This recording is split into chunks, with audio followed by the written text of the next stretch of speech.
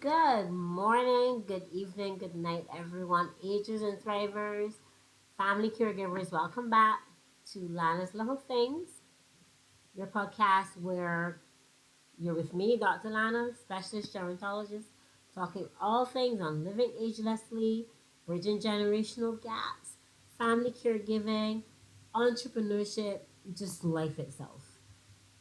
It's been a long week.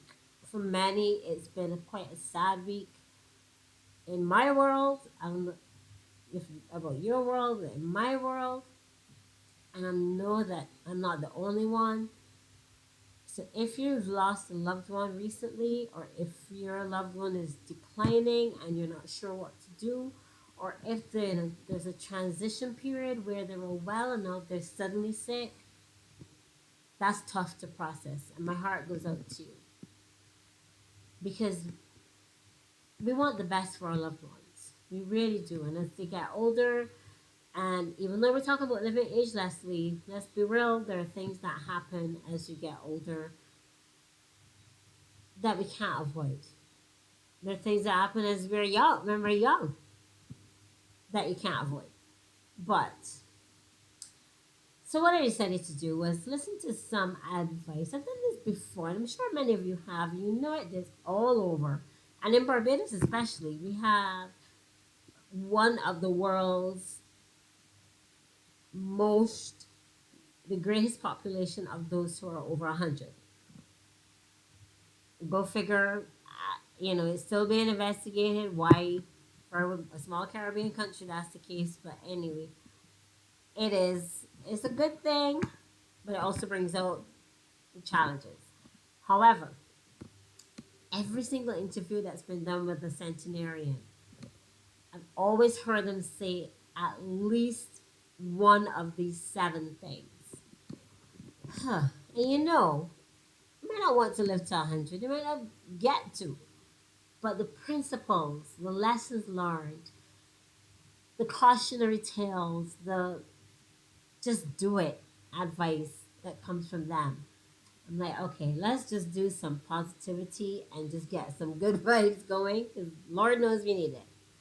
So, of the seven things, there's seven main things in researching that almost every centenarian has said.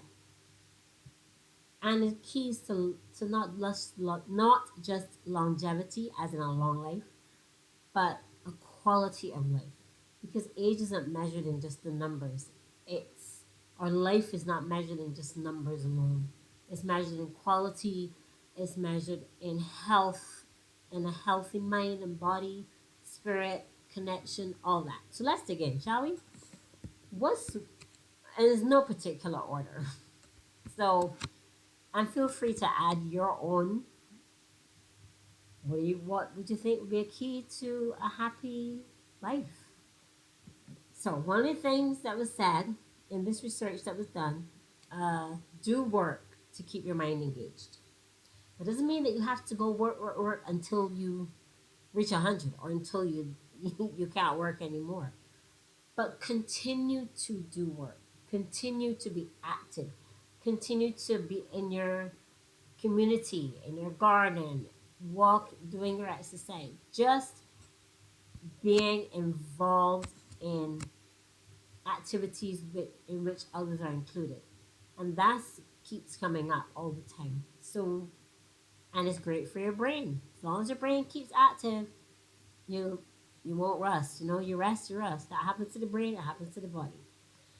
You decide what you want to do. And really, many communities do have places where older persons can go for mentorship, for just companionship, for talking, just community vibe, volunteering, that sort of thing. So do work, keep your mind engaged, keep your brain healthy and young. Closely connected to that is finding your purpose, finding your why. This to me is key. And if you hear Tony Robbins speak, he's one of the great known philanthropists and speakers and motivational powerhouses. Very kind person, but he's also very passionate about persons living their best lives as well. And always, always says, come back And one of his associates, Dean, always says, come back to your why.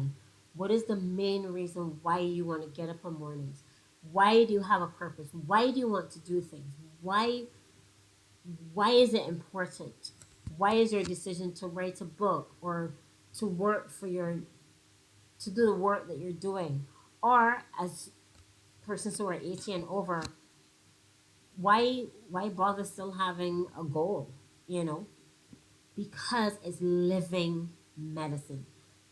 Living medicine is key. It's your passion. It's what tells your brain, hey, our neurons can fire. We can talk to one another. We get stronger. This is in the brain because we are doing what is purposeful, what we feel in our hearts is purposeful. And that advice from centenarians who said, there are times when I did it, but I didn't have the passion for it, or someone told me what to do and I let their way become mine and it wasn't authentic. And just their advice is just don't ever do that again. Lesson learned. Sometimes we gotta learn our own painful lessons, it's true. But find your why. Find things that fill you with joy so that you give of your best. And that is just a principle to live by. You wait passionately.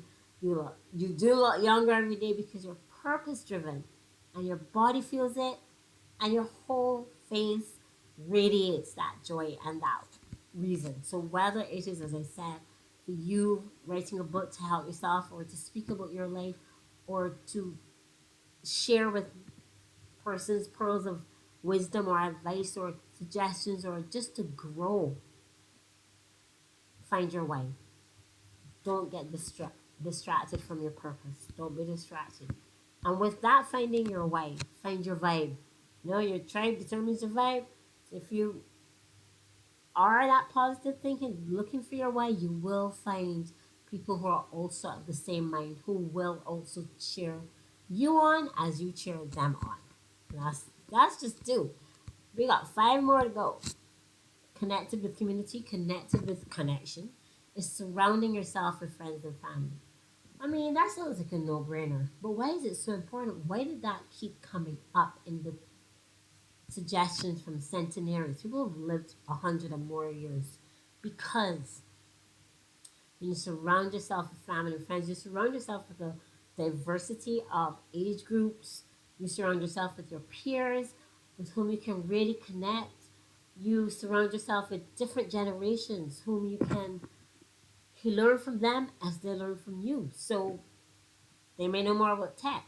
You know more about life, like real life, and making the good decisions. That's bridging a generational gap right there. That's linking the youth with wisdom. Who can say no to that? Play golf, walk, talk, FaceTime, spend physical time with others as well and in your community. Have some friends in the patio for water, for lemonade. It doesn't have to be fancy, it just has to be connection. So make your connection. If there are unresolved issues, take the time to resolve difficult things. And if you can't resolve them, make peace with them in your heart, because that helps with a long life. Peace in your heart, peace of heart, clearing the air. What's it worth it at 100? You realize most centenarians say, you know what? Don't sweat the small stuff. Don't make a big deal to something that really isn't a big deal. Don't make mountains out of molehills. Don't exaggerate the negative. Look for the good, you'll find it. Look for the good in people, you'll find it. And when you do that, that vibe, you get your tribe who also looking for the good in you. And that only works to make you smile and make you happy and helps with longevity and a quality of life that cannot be beat. Where are we number five? In connection with that vibe and positivity, view life itself not as, oh boy, there's another year, ticking the clock, you're reaching 90, 80, 100, you're getting there. What is someone who's already reached 100 would tell you? First of all, they'll say how young you are at 80, imagine. And they also say, think, it sounds so corny, but think positive. Like, how many times do we hear that? And we still think it's corny. I mean, sometimes it can sound like corn, but it is connected with looking for the good, looking for the bright side in something. I've heard a quote that says, when it's sunny, when it's raining, look for the sun. When it's dark, look for the stars. In other words, whatever moment or place you are in life, it will teach you something. It's either going to teach you, heal you,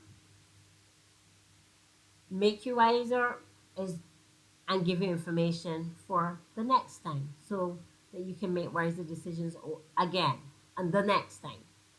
So there's never a negative happening. Negative things do happen, but they always have some element of positivity. The more positive you think of it, and the more positive you think of your life, yourself, your health, where you're going, how you are, then you wouldn't have to even think about how old am I.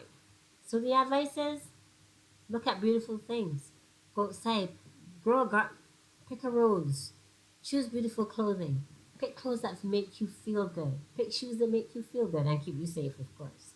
Get your nails done, get your toenails done, get your fingers done, get your face all made up.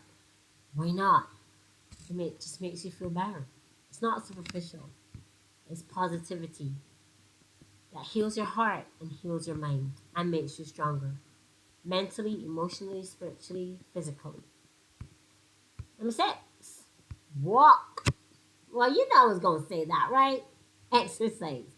Walk wherever you can, however you can, rain, sun, snow, sleet, hail. If you can walk, as long as you can walk anywhere, walk.